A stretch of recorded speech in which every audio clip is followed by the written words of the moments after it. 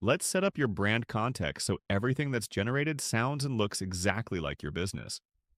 All you need to do is add your website. Your industry will be selected for you, along with a product or service description.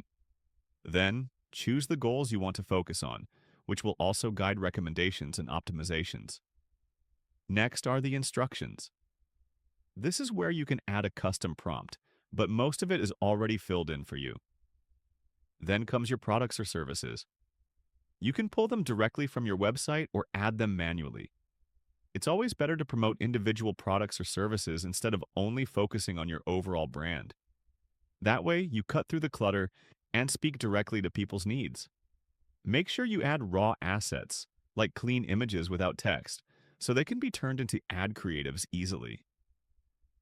Once your products are ready, you can tap Create Ad or Create Social Post to see a list of recommended platforms for that specific product. You can also generate products by simply typing a short description or update them at any time. Even adding the product price helps inform daily budget and spend recommendations.